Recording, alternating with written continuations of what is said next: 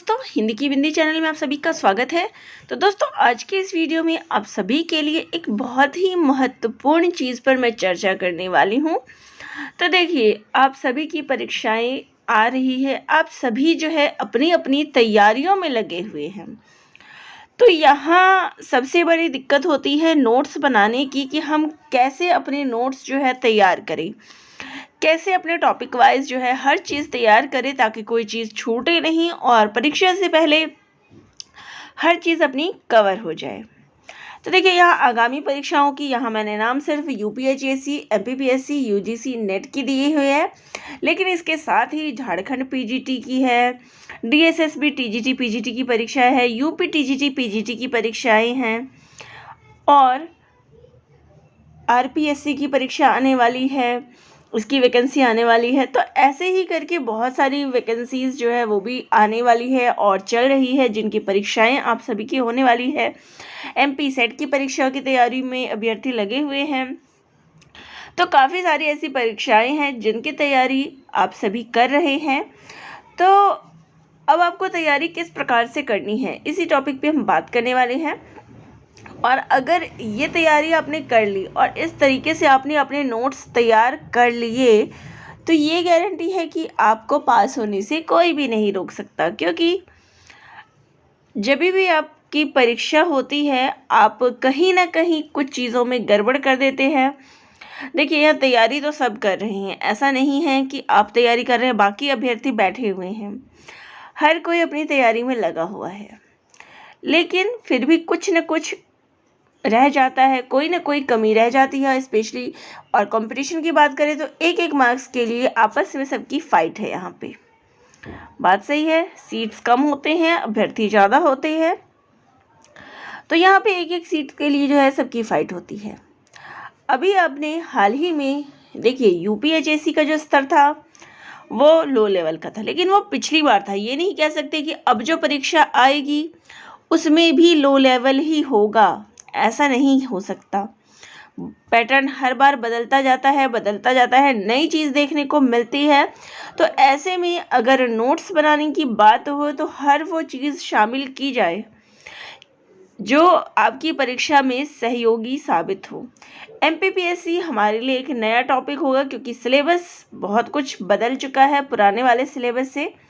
तो यहाँ पे अब नए पैटर्न पर आधारित परीक्षा का स्तर क्या होगा ये तो देखने पे पता चलेगा, क्योंकि काफ़ी सारी ऐड भी हुई है और काफ़ी सारी जो है चीज़ें पहले थी वो अब भी है और काफ़ी सारी चीज़ों में बदलाव आया है।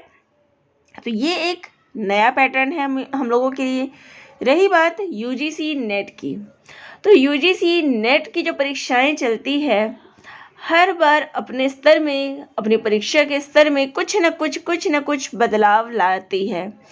अगर मैं अभी पिछले समय की जो परीक्षा हुई थी उसमें जितने भी उपन्यास, नाटक आदि थे उसमें भूमिका से प्रश्न आए थे।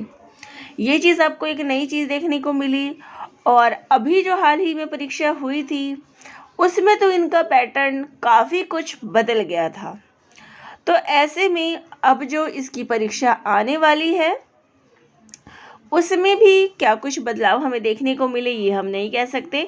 तो अपनी तैयारी को आप इस प्रकार से बनाइए कि हर वो चीज़ आपके कवर हो। तो पहले बात करते हैं यूजीसी नेट में परीक्षा में क्या क्या चीज़ें बदलाव आई है, क्योंकि बदलाव के आधार पर ही आप अपने टॉपिक जो है तैयार कर सकते हैं। और अगर आप इसके लिए टॉपिक तैयार करेंगे तो आपकी ये दोनों परीक्षाओं की तैयारी भी हो जाएगी, क्योंकि यहाँ पर जो स्तर देखने को मिला है, परीक्षा का लेवल जो देखने को मिला है वो आपके इन दोनों परीक्षाओं में काम आएगा।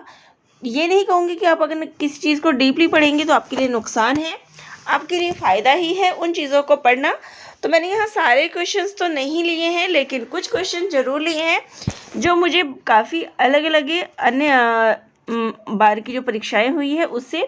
और आगे आने वाले समय में हर टॉपिक से, जैसे अगर मैंने अभी कल मैंने आप सभी को अंधा युग नाटक के प्रश्नोत्तर करवाए थे, एक बार उनको ज़रूर देख लीजिएगा। तो अंधा युग नाटक के जितने भी प्रश्नोत्तर करवाए हैं एक एक प्रश्न महत्वपूर्ण है। और अब जो है इसके प्रीवियस ईयर में जो क्वेश्चन पूछे गए हैं वो भी लेके आऊँगी, और उसके बाद एक समरी जो अलग अलग चीज़ों में डिवाइड होगी कि हमें क्या क्या चीज़ें इसमें से पढ़ना है।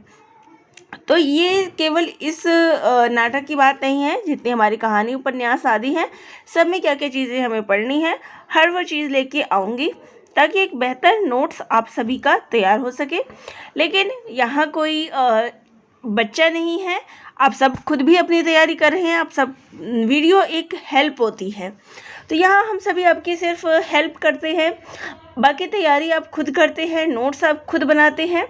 तो हम मात्र एक ज़रिया कह सकते हैं कि आपकी परीक्षा पास कराने का एक ज़रिया कह सकते हैं, लेकिन 100% हमारा योगदान नहीं होता, आपका योगदान होता है कि आप किस प्रकार से तैयारी अपनी करते हैं।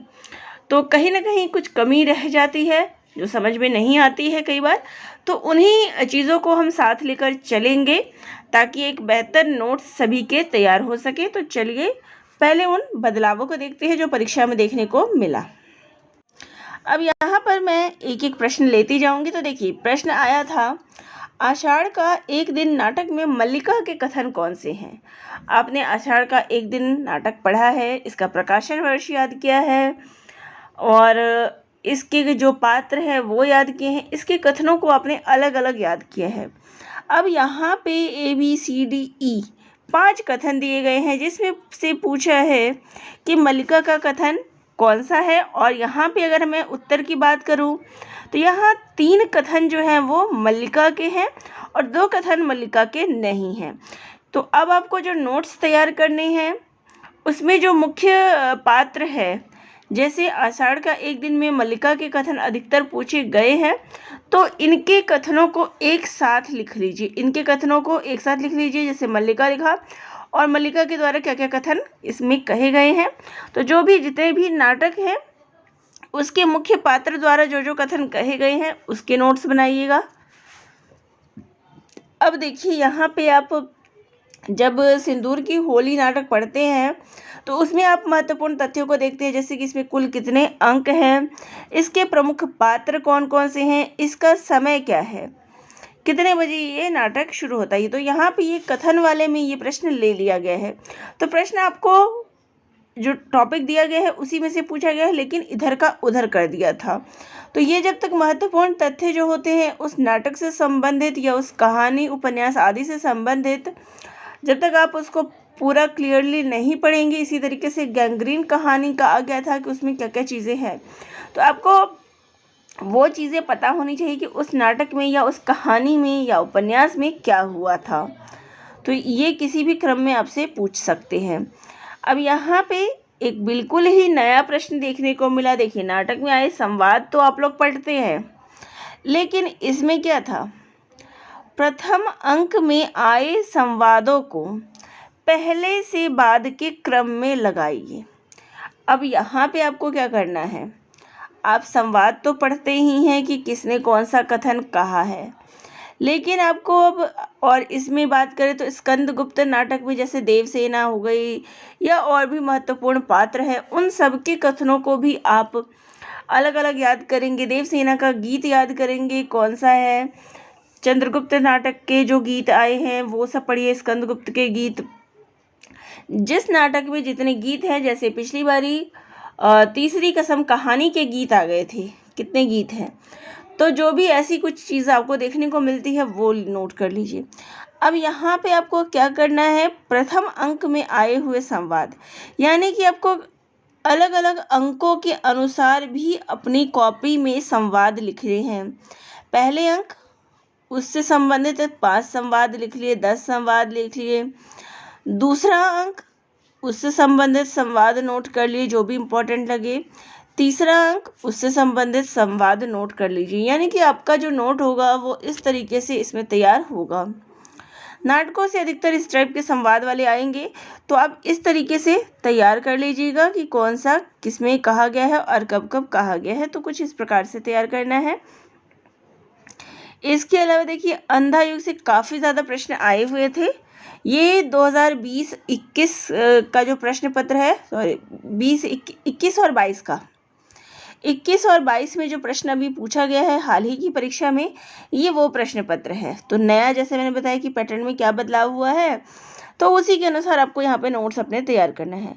अब इसमें देखिए, ये जब आप उसका विषय वस्तु आपको पता होगा तभी आप बता सकते हैं। तो इसमें युद्ध से उत्पन्न मूल्यहीनता, अमानवीयता, ये सारी चीज़ें आ गई। इसके तृतीय अंक का शीर्षक गांधारी का शाप है। तो आपको शीर्षक याद जब होगा तब आप दे सकते हैं इस नाटक पर इलियट के वेस्टलैंड का प्रभाव है, ये सही है। ये इसका गलत है। इसमें ऋषि व्यास अश्वत्थामा को अमरता का वरदान देते हैं, ये गलत है। संजय को वरदान देते हैं, यानी जब आप इसको पढ़ेंगे तभी आपको पता चलेगा कि आखिर वरदान जो है किसको दिया जाता है। अंधा युग के किसी भी पात्र का चरित्र नितांत उज्जवल और निर्मित नहीं है, ये भी सही है। तो ये दो कथन हमारे गलत थे। तो जब आप उस कहानी को पढ़ेंगे, छोटी छोटी चीज़ें जब आप नोट करेंगे, नोट बनाएंगे उसके, तभी ये चीज़ें क्लियर होगी। तो आपको किस प्रकार से चीज़ें पढ़नी है वो आप यहाँ देख सकते हैं। कहानी क्या है, उसमें क्या चीज़ें बताई गई है, तभी इन चीज़ों को कर सकते हैं। अब यहाँ पे देखिए, ये कहानी आधे अधूरे के संबंध में जो है पूछा गया है, और ये जो आया था वो आया था भूमिका से। यानी कि अब आपको क्या करना, आधे अधूरे नाटक की जो भूमिका है उससे। तो अब आपको क्या करना है, भूमिका के पहली बात कि भूमिका किसने लिखी है वो ध्यान में रखिएगा, इसका उत्तर ओम शिवपुरी है। और दूसरी बात ये है कि भूमिका के अंदर अगर कोई कथन आया हुआ है तो वो आपको नोट कर लेना है, क्योंकि भूमिका के अंदर का कथन पूछा गया है। तो इस प्रकार से जितनी भी भूमिकाएं हैं मैं आपको करवाऊंगी भी, और उसकी भूमिका से नोट्स जो है वो आपको करवा दूंगी, तो ज़्यादा बढ़िया रहेगा। जो भी इम्पोर्टेंट लगेंगे आपको मैं नोट्स, और एक और यहाँ पे रिक्वेस्ट करूँगी, क्योंकि ये नोट्स बनाए हुए होंगे तो मैं हैंड रिटन ही लिखूँगी। तो ये रिक्वेस्ट है कि ये मत कहिएगा कि उसकी PDF क्रिएट करें, क्योंकि इसमें फिर मेरा ज़्यादा टाइम, देखिए मुझे घर भी देखना है, आपके लिए वीडियोस भी तैयार करने हैं। तो अगर मैं पहले कॉपी पे सारे नोट्स बनाऊंगी PDF खोल के, कोई भी PDF, जैसे कि ये नाटक है, इस नाटक की PDF डिटेल्स वगैरह खोल के जब मैं इसका PDF क्रिएट करूँगी, नोट्स बनाऊँगी, तो वो कॉपी में ही बनाऊँगी। और उसके बाद जब मैं PDF बनाऊंगी तो वो डबल टाइम मेरा लग जाएगा, जो मैं तो इससे बढ़िया रहेगा कि हैंड रिटन जो मेरा रहेगा उसी का मैं वीडियो आप सभी के सामने लेकर आऊँ, तो ज़्यादा बढ़िया रहेगा। क्योंकि इसका जब मैं इसमें कन्वर्ट करूँगी तो मुझे ज़्यादा समय लग जाएगा, तो वो नहीं हो पाएगा। कोशिश करूँगी देने की, अगर नहीं हो पाया तो आप रखिएगा कि आप हैंड रिटन ही पढ़ लें, थोड़ा साथ देंगे तो दोनों का काम हो जाएगा, आपको नोट्स भी अच्छे मिलेंगे, जानकारियाँ अच्छी मिलेगी।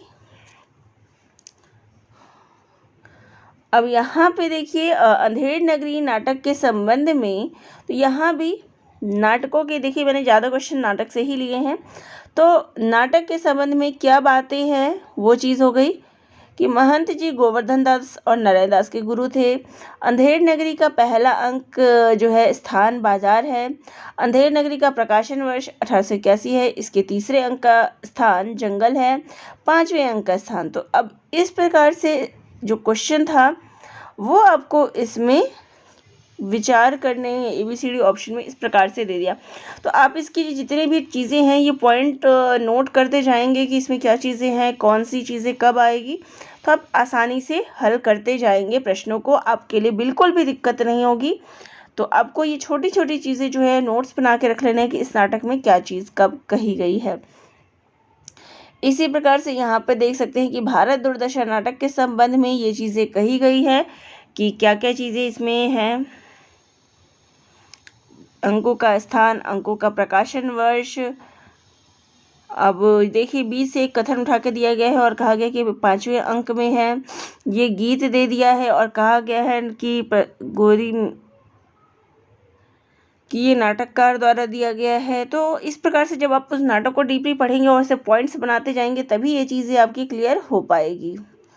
अब यहाँ पे अंधेर नगरी नाटक का जो क्रम है पहले से बाद में, तो जो इसके गीत हैं, जो इसमें गीत कह सकते हैं अंधेर नगरी नाटक में आए हुए हैं, वो सारे यहाँ पे आपको गीत दे दिए हैं और इनका क्रम जो है आपको लगाना है। तो इस प्रकार से आप उसको लिख लीजिए। अब यहाँ पर तो पहला था, शायद सभी को अंदाज़ा नहीं था, लेकिन आगामी परीक्षाओं में इस प्रकार से आप अपने नोट्स तैयार करिए कि ये चीज़ें इसमें पूछी गई है तो आगे भी पूछी जा सकती है। तो इस प्रकार छोटी छोटी चीज़ें ध्यान में रखनी है। अब यहाँ पे देखिए लीजिए, ये समितियाँ तो सभी ने पढ़ी हुई है। अब इस समिति में कौन सा कब हुआ था वो आपको क्रम से लगाना था। तो कोई भी ऐसी चीज़ नहीं है जो अब देखिए, जब आप भ्रमर गीत पढ़ रहे हैं तो गोपियों ने जो है उद्धव को क्या क्या चीज़ें कही है, क्या क्या संबोधित किया है, तो वो चीज़ पूछ ली गई है। सतपुड़ा के जंगल में जंगल के संबंध में कौन कौन से विशेषण प्रयुक्त हुए हैं। तो इस प्रकार से शब्द देखिए, अलग अलग चीज़ें मैं ये बता रही हूँ कि अगर आप कविता पढ़ रहे हैं तो कविता से किस प्रकार के प्रश्न पूछे गए हैं वो भी ध्यान में रखिएगा। और स्वयं के नोट्स आप ज़्यादा अच्छे से बना सकते हैं। देखिए, झूठा सच में किस शहर का वर्णन नहीं है। अब आपने झूठा सच उपन्यास पढ़ा होगा, उसमें कौन कौन से शहर की बात हुई है, आप तभी इस प्रश्न का उत्तर दे सकते हैं। तो फिर देखिए, यहाँ पे राम की शक्ति पूजा से इसमें जो है एक संवाद दे दिया है, अन्याय जिधर है उधर शक्ति। तो ये संवाद किसने किससे कहा है। तो संवाद में यानी कि जो कविताएं भी आप पढ़ेंगे तो उसमें भी ध्यान रखना है कि किसी ने किसी को अगर कोई चीज़ कही है तो क्या चीज़ कही है वो भी पूछी गई है। अब यहाँ पे नागमती वियोग खंड में जो है एक शब्द दिया गया है महवट। अब इस महवट का क्या अर्थ है, यानी कि जब आप कविताएं पढ़ेंगे तो बीच बीच में उनके जो शब्द अर्थ है, मुश्किल शब्द अर्थ है, उनके अर्थों को भी आपको नोट कर लेना है ताकि आपके लिए आसानी हो कि जब परीक्षा में पूछी जाए तो वो चीज़ आपकी क्लियर होती जाए। अब अंधेरे में कविता में काव्यवाचक किसे पितः पितः वो संबोधित करता है। तो इस प्रकार से कोई भी ऐसी चीज़ें आ रही है तो वो नोट करिए कि ये चीज़ें किसको कही गई है, क्यों कही गई है, इसका अर्थ क्या है। अब यहाँ पे कबीरदास की एक पंक्ति दी गई है और पूछा है कि नर्द शब्द का क्या अर्थ है। तो मैंने जैसे बताया कि कविता जब आप पढ़ रहे हैं, काव्य जो आप पढ़ रहे हैं, उसमें जो अर्थ है, शब्द अर्थ है, उनको ज़रूर देखिएगा। तो ये कुछ नई चीज़ें देखने को मिली, बदला हुआ एक पैटर्न जो है देखने को मिला है कि आपको क्या क्या चीज़ें जो है इसमें कवर करनी है। तो आप जो भी काव्य या कविता पढ़ रहे हैं तो उसमें शब्द अर्थ देखिएगा और क्या चीज़ें जो है संबोधित की गई है वो भी देखिएगा। आपने प्रकाशन वर्ष पढ़ा, कवि पढ़ा, उस कवि के द्वारा जो कविताएं लिखी गई है, रचनाएं लिखी गई है, वो आपने पढ़ी, लेकिन अब आपको नई चीज़ें क्या करनी है, शब्द अर्थ भी लिखने हैं साथ में, और क्या क्या चीज़ें संबोधित की गई है वो भी चीज़ें आपको नोट करनी है। और ये चीज़ें मैंने बता ही दी है। और अगर आप कहानी, उपन्यास, नाटक पढ़ रहे हैं तो उसमें किस शहर का वर्णन हुआ है, कोई गीत आदि प्रयुक्त हुए हैं, तो ये छोटी छोटी चीज़ें आप लिखते जाइए उसमें और नए से नोट्स अपने बनाइए। जो मिस्टेक पिछली बारी रह गई थी, हो गई थी, वो इस बार ना हो पाए। और समय समय पर आपको मेरे द्वारा भी नोट्स मिलते रहेंगे, तो चैनल से जुड़े रहिएगा। कोई भी डाउट हो, कोई भी क्वेश्चन हो तो कमेंट ज़रूर करिएगा। धन्यवाद।